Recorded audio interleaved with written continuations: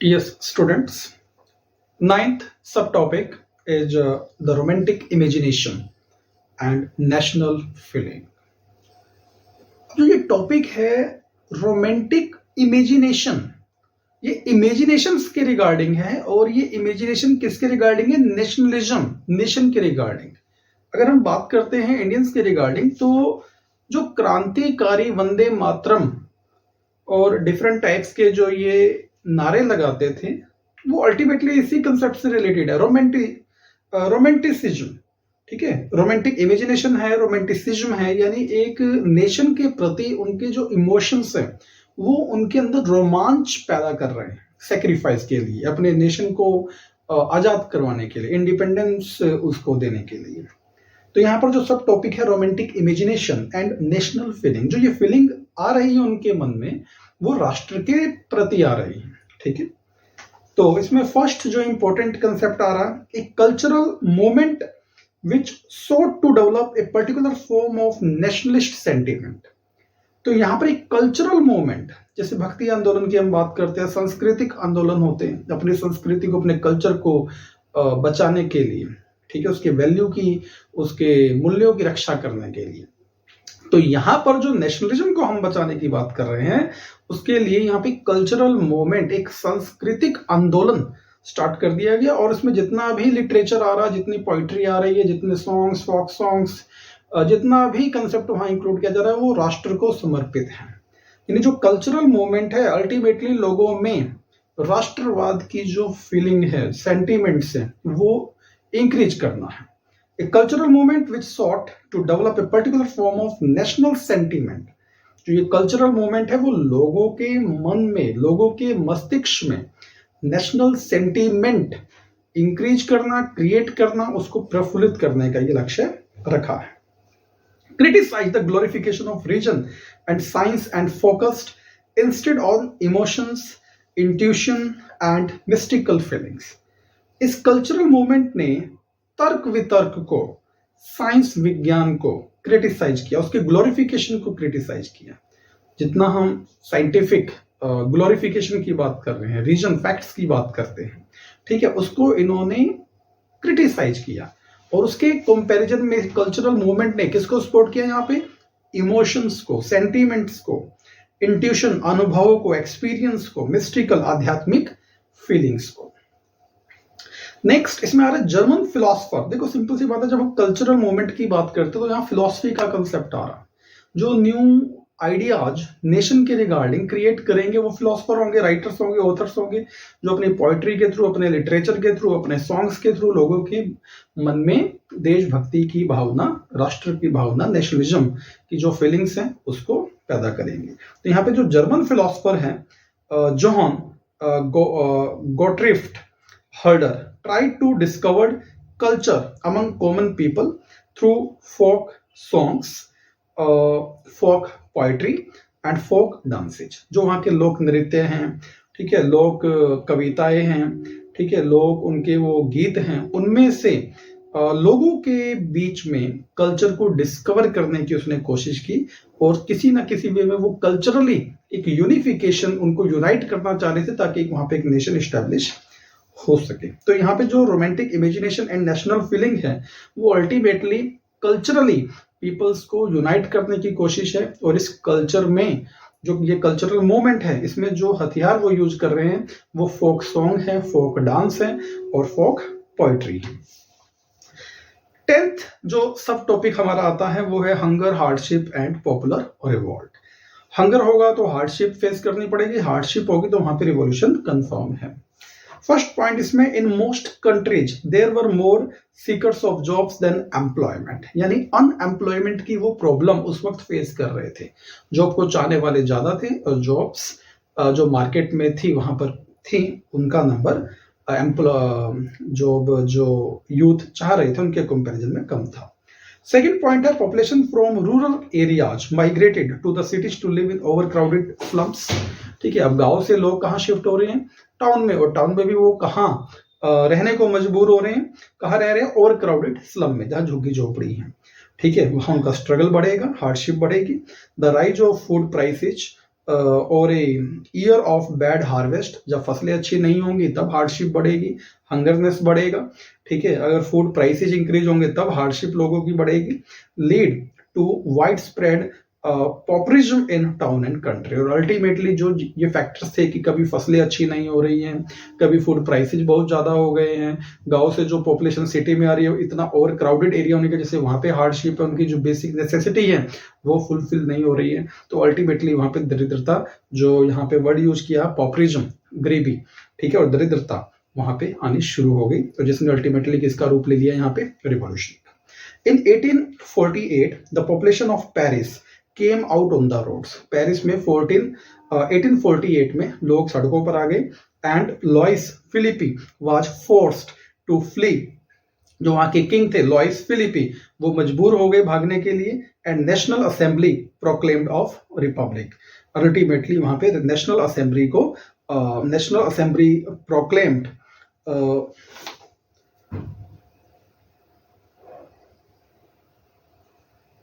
ए republic. National assembly ने इसको republic घोषित कर दिया। In 1845 weavers in Silesia led a revolt against contractors. 1845 में जो हथकरघा बुनने वाले थे, ठीक है, उन्होंने भी सिलेसिया में कॉन्ट्रैक्टर्स के अगेंस्ट आंदोलन स्टार्ट कर दिया।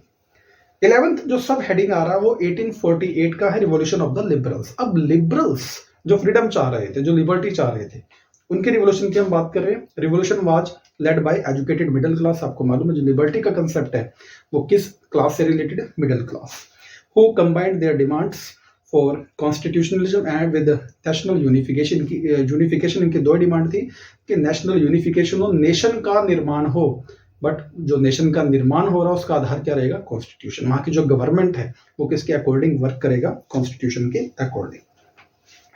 12th जो सब टॉपिक हमारा है फ्रैंकफर्ट पार्लियामेंट। इसमें जो फर्स्ट पॉइंट रहेगा, on 18th May 1848 members of political association elected 831 representative.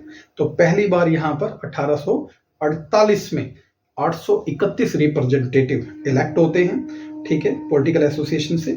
Who took their places in the Frankfurt parliament convened in the church of Saint Paul. और सेंट पॉल के church में इन्होंने बैठक बुलाई and drafted a constitution for the German nation.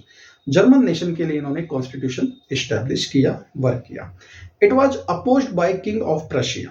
ये oppose किया गया king of Prussia से, ठीक है, क्योंकि किंग ऑफ प्रशिया क्या चाहेंगे, मोनार्ची सिस्टम, और ये क्या चाह रहे हैं, लिबरल यहाँ पे constitutional government. And also lost its social basis as no rights were given to workers and women. और उन्होंने अपना जो सोशल बेसिस है वो इन्होंने खो दिया, जिस प्रकार से उन्होंने कोई वर्कर्स को, वुमेन को वोट का राइट नहीं दिया, मतलब कोई भी राइट नहीं दिया हुआ था। It force the autocratic monarch. इन्होंने ऑटोक्रेटिक मोनार्च को मजबूर कर दिया to introduce some changes. Serfdom and bonded labour was abolished. ठीक है, जो दास प्रथा थी, ठीक है, जो बॉन्डेड लेबर वाला सिस्टम था वो उनको वहां पे समाप्त करना पड़ा। हंगेरियंस वर ग्रांटेड मोर ऑटोनॉमी। और जो हंगेरियंस थे उनको ज्यादा से ज्यादा वहां पे इंडिपेंडेंस दिया गया।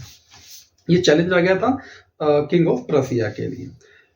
13th जो सब टॉपिक हमारा है, the making of Germany and Italy. Germany और इटली का कैसे फॉर्मेशन हुआ। तो सबसे पहले हम जर्मनी का केस लेंगे। Otto von Bismarck with the help of Prussian army and bureaucracy took on the leadership of the movement for national unification. Germany के यूनिफिकेशन के लिए, उसके नेशनल यूनिफिकेशन के लिए ओटो वैन बिस्मार्क ने, ठीक है, किसकी हेल्प से, प्रशियन आर्मी की हेल्प से और ब्यूरोक्रेसी की हेल्प से लीडरशिप की, मूवमेंट की लीडरशिप अपने हाथों में ली। 3 wars ओवर 7 years, 7 साल 3 वार हुए। In Prussian victory ended in Prussian victory. Ultimately जो जीत किसकी हुई, प्रशियन आर्मी की, जो किसके साथ थी, ओटोवन बिस्मार्क के साथ। And completed the process of unification. Ultimately Germany का यूनिफिकेशन हो जाता with the help of Prussian army. Kaiser William one of Prussia headed the new German empire. जो नया जर्मन एम्पायर बना है उसके जो फर्स्ट वहां पे जो हेड थे गवर्नमेंट के, वो कौन थे यहाँ पे, कैल्सर विलियम फर्स्ट, जो मेनली प्रशियन थे। यूनिफिकेशन ऑफ इटली की हम बात करते हैं। Italy was divided into 7 states of which only Sardinia Piedmont was ruled by an Italian princely state. 7 में से सिर्फ एक स्टेट ऐसा था जो इटालियन प्रिंसली स्टेट्स के कंट्रोल में था, अदरवाइज जो 6 रेस्ट ऑफ द स्टेट्स थे वो इनकी कंट्रोल से बाहर थे। Initially unification program was initiated by जीयूएच माजनी बट इट फेल्ड, ये फेल हो गया। तो chief minister Cavour led the movement, Cavour ने मूवमेंट को लेड किया विद द हेल्प ऑफ जीयूएच गैरी बेल्डी। ठीक है। In 1861 Victor Emmanuel second was proclaimed king of united Italy. ये यूनाइटेड इटली के किंग प्रोक्लेम्ड कर दिए गए, घोषित कर दिए गए Victor Emmanuel second.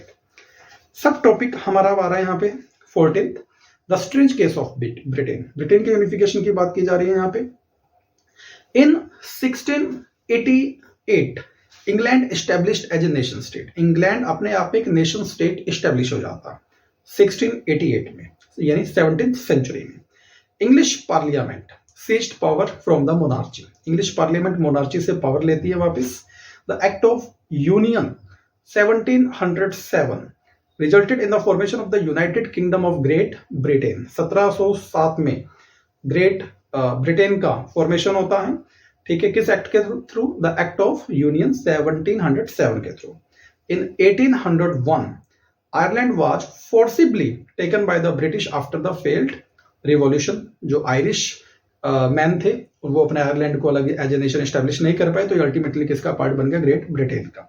A new British nation was founded through the propagation of A dominant English culture. और जो ग्रेट ब्रिटेन का एस्टेब्लिशमेंट हुआ तो यहाँ जो मेन कल्चर था वो क्या था? English culture. सेकेंड लास्ट जो टॉपिक है विजुअलाइजिंग द नेशन। अब किस तरीके से राष्ट्र को हम देख रहे हैं, तो फर्स्ट पॉइंट इसमें है नेशन वर पोर्ट्रेड एज फीमेल फिगर। जो नेशंस थे उनको फीमेल फिगर की फॉर्म में पोर्ट्रेट किया गया मीन्स चित्रित किया गया। ठीक है। एलिग्री मीन्स दृष्टांत शो करना, रिप्रेजेंट करना, जैसे हम इंडिया को भारत माता की फॉर्म में रिप्रेजेंट करते हैं, जबकि एक्चुअल इनका एग्जिस्टेंस लेडी का नहीं होता।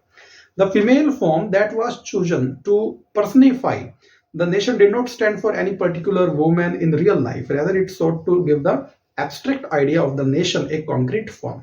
जो एब्स्ट्रैक्ट आइडिया है नेशन का उसको एक कॉन्क्रीट फॉर्म, एक ठोस आधार देने के लिए हम इसको पर्सनिफाई करते हैं किसी मेल या फीमेल से। और लास्ट पॉइंट इसमें in France allegory was christened as Marianne. ठीक है। फ्रांस में जैसे हमने मैरिनी की इमेज यूज की है, और जर्मनी में हमने यहाँ पे जर्मेनिया की इमेज यूज की है एलिग्री के लिए। नेशनलिज्म एंड इंपीरियलिज्म, ये लास्ट और इसके साथ ही जो चैप्टर है वो कंप्लीट हो जाएगा। Nationalism and imperialism. इंपीरियलिज्म का मतलब साम्राज्यवाद, कि अपने टेरिटरी को इंक्रीज करना। तो फर्स्ट पॉइंट इसमें टोटल 6 पॉइंट्स हम डिस्कस करेंगे। फर्स्ट पॉइंट रहेगा नेशनलिज्म एंड इंपीरियलिज्म में the Balkans comprised modern day Romania. जो बैल्कन्स टेरिटरी है उसमें मॉडर्न डे रोमानिया था, बुल्गारिया था, अल्बानिया था, ग्रीस था, मैसेडोनिया था, क्रोएशिया था, Bosnia, Herzegovina, Slovenia, Serbia and Montenegro. ये स्टेट्स कंबाइन होके क्या बना रहे थे? Balkans region. Balkans a region of geographical and ethnic variation. यहाँ पर जियोग्राफिकल और इथनिक वेरिएशन थी, यानी जो टोपोग्राफी है वो भी डिफरेंट था, और यहाँ पे जो कल्चर डाइवर्सिटी भी बहुत ज्यादा थी। Was under the control of the Ottoman empire. पूरा का पूरा बैल्कन्स रीजन किसके कंट्रोल में था? ओटोमन एम्पायर के। The idea of romantic nationalism made this region very explosive. जो राष्ट्रवाद की फीलिंग्स वाला कंसेप्ट आया था, तो यहाँ पे सभी लोग विद्रोही हो गए अपने अपने नेशंस को एस्टेब्लिश करने के लिए।